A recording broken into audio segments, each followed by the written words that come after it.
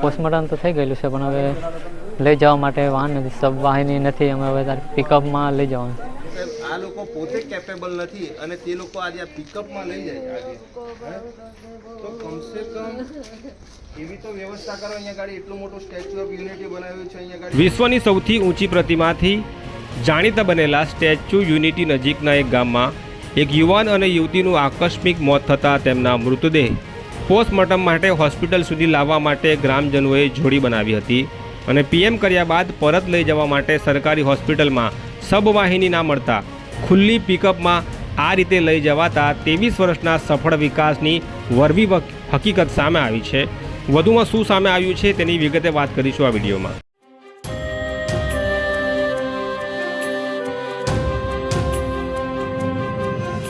એક તરફ statue of unity ખાતે આગામી 30 અને 31 ઓક્ટોબરના રાષ્ટ્રીય પરેડના કાર્યક્રમને લઈને ગુજરાત સરકાર અને નર્મદા જિલ્લાનું તંત્ર તડામાર તૈયારીઓ કરી રહ્યું છે અને પ્રવાસીઓ પણ ઉમટી રહ્યા છે.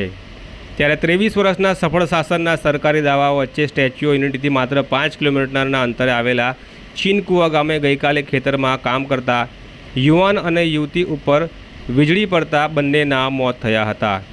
ત્યારે તેમના મૃતદેહોને પીએમ માટે આરોગ્ય કેન્દ્ર સુધી લાવવા માટે પરિવારજનો અને ગ્રામજનોએ જોડી બનાવી હતી અને ગરડેશ્વરના સરકારી દવાખાને લાવ્યા હતા. ત્યારે બીજા દિવસે પીએમ કર્યા બાદ તેમને પરત લઈ જવા માટે ગરડેશ્વરના સરકારી દવાખાનામાં સબવાહિની ઉપલબ્ધ ના હોય તેવું સામે આવતા કચવાટ ફેલાયો હતો અને પરિવારજનોએ ભારે હૈયે બંને યુવાન અને યુવતીના મૃતદેહને ખુલ્લા પિકઅપમાં લઈને જવા માટે મજબૂર થવું પડ્યું છે. ત્યારે મરણ જનાર યુવતી અને યુવકના ભાઈએ નર્મદા લાઈવ સાથે વાત કરી છે અને આમ આદમી પાર્ટીના નેતાઓ પણ ત્યાં પહોંચ્યા હતા.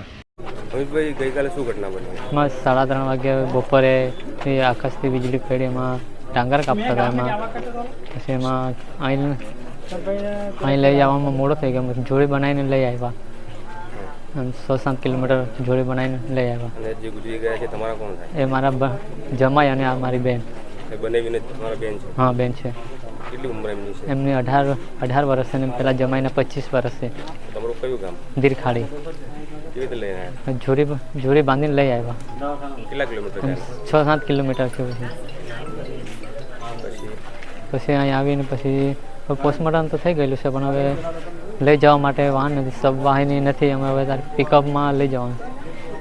પેલું જે બોડી હતી હામાં લઈ એ પિકઅપમાં લઈ ગયા છે. પેલી છે બોડી છે, બીજી બોડી પણ એ બી પિકઅપમાં લઈ જવું પડશે. સબ વાહિની નથી. સ્ટેચ્યુ ઓફ યુનિટી તમારું ગામ કેટલું દૂર છે? 6-7 કિલોમીટર જેવું છે. હવે સાહેબ, આ લોકો પોતે કેપેબલ નથી અને તે લોકો આજે આ પિકઅપમાં લઈ જાય આજે, તો કમસે કમ એવી તો વ્યવસ્થા કરો. અહીંયા ગાડી એટલું મોટું સ્ટેચ્યુ ઓફ યુનિટી બનાવ્યું છે. અહીંયા ગાડી હમણાં હજારો કરોડો રૂપિયાના પ્રોજેક્ટો બનાવ્યા છે, તો એક સબવાહિની સાહેબ નથી અહીંયા ગાડી. પણ કરીશું તો તમે 6 વર્ષથી તો અહીં સેવા આપો છો, તમે એક જવાબદાર પ્રતિનિધિ છો સાહેબ. અને 10 વર્ષથી પેલા શૈલેષભાઈ ડોક્ટર છે, એ અમારી જોડે અભદ્ર ભાષાનો વ્યવહાર કરે. તમે અહીંયા ગાડી સબવાહિનીની વ્યવસ્થા આપો, ત્યાર પછી જ અમે આવે એને એ કરીશું. તો સાહેબ એની વ્યવસ્થા તમારે કરવી પડે, નથી તો એવું થોડું કે અમારા જે ગરીબ માણસોને તમે આ ઝોલીમાં નાખીને એમને પિકઅપમાં બિનવારસી લાશ જેવું એમને લઈ જવાનું. અને તમે 5-5, 6-6 વર્ષથી અહીંયા ગાડી સેવા આપો છો, તમે માંગણી નથી કરતા 5 વર્ષથી. એવું ચાલે નહીં. તમે અહીંયા ગાડી આ વ્યવસ્થા કરાવો. અહીંયા ગાડી દુનિયાની સૌથી ઊંચી પ્રતિમા સ્ટેચ્યુ ઓફ યુનિટી છે. અમારા લાખો કરોડો રૂપિયાની જમીન અહીંયા ગાડી અમે આ આદિવાસી સમાજે અહીંયા ગાડી આપી છે, બરાબર. અને ત્યાં ગાડી જ્યારે એમને અહીંયા અંતિમ ક્રિયામાં લઈ જવાનું, તો અહીંયા ગાડી એમને પિકઅપમાં લઈ જાય. આ પિકઅપનું ભાડું 2-3 હજાર રૂપિયા લે છે. અમારા ગરીબ માણસો એટલા કેપેબલ નથી હોતા. માંડ એ લોકો અંતિમ ક્રિયા માટે આજુબાજુ એમના સગા સંબંધીઓ ગ્રામજનો પાસેથી ઉઘરાવીને અંતિમ ક્રિયા કરે છે. હવે આ પિકઅપના 2-3 હજાર રૂપિયા એ બિચારા અંતરિયાળ વિસ્તારમાંથી કઈ રીતે કાઢે? બંને વીજળી પડવાથી, બરાબર, કુદરતી ઘટના ઘટી અને એમાં મૃત્યુ પામ્યા. હવે ત્યાં ગાડી આ એક છોકરો હતો, એને પણ જે જમાઈ હતો, બરાબર, એને પણ તમે પિકઅપમાં મોકલી દીધી લાશ. આ બીજી છે, એ છોકરી પણ બિચારીને તમે અહીંયા ગાડી આ પિકઅપમાં એ કરી દો. અમે આ પ્રજા ટેક્સ ચૂકવે છે સાહેબ. એટલે તમારે આની વ્યવસ્થા કરવી પડશે. તમારે જે તે પ્રતિનિધિને કહેવું એ પ્રતિનિધિને કહો. આ બિલકુલ નહીં ચલાવી આટલું બધું નિષ્કાળજી. હા, અહીંથી 5 કિલોમીટર પણ નથી ને અહીંયા સ્ટેચ્યુ ઓફ યુનિટી બનેલું છે. હે, અને આ આખા તાલુકાનું મેન મથક છે અહીંયા. અત્યારે 75 લાખ રૂપિયાનો તો ખાલી પાણીના બોટલો ત્યાં આગળ આપ્યા છે. 20 કરોડ રૂપિયાનો તો લાઇટો નાખેલી છે. આજે 100 કરોડથી પણ ઉપર ખાલી દેશના વડાપ્રધાન અહીંયા ગાડી આવે છે, બરાબર, 30 ને 31 તારીખે, તો 2 દિવસ માટે 100 કરોડથી પણ વધારે રૂપિયાની ફાળવણી કરે છે. અને અહીંયા ગાડી અહીં દીવા તળે અંધારું, અહીંયા ગાડી અમારા લોકોને કમસે કમ જે લોકોએ જમીનો આપી છે, તો જમીનો આપી છે એવા લોકોને પણ અહીંયા ગાડી આ સાહેબ આ પિકઅપ આ ડાલામાં લઈને જવાનું અંતિમ ક્રિયા માટે. એટલે સરકાર પાસે એના પૈસા નથી, તાગડધીંગા કરવા માટે પૈસા છે સરકાર પાસે. અને તમે લોકો જવાબદાર વ્યક્તિ, તમે એની માંગણી નથી કરતા 5-5 વર્ષથી.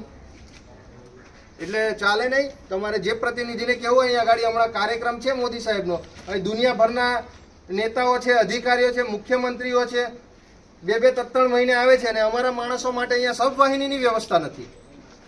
એટલે જેને કહેવું હોય એ પ્રતિનિધિને કહો. અહીંયા ગાડીથી અમે અંતિમ સંસ્કાર કરવા ડેડ બોડીને નહીં લઈ જઈએ જ્યાં સુધી આ લોકોને ન્યાય નહીં મળે. આ પિકઅપમાં અમે લઈ નહીં જવાનો.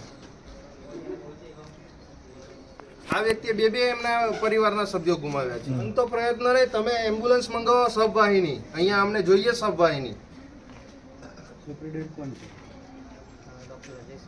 પડી જશે તો એમને બી આ પિકઅપમાં લઈને જતું રહેવાનું.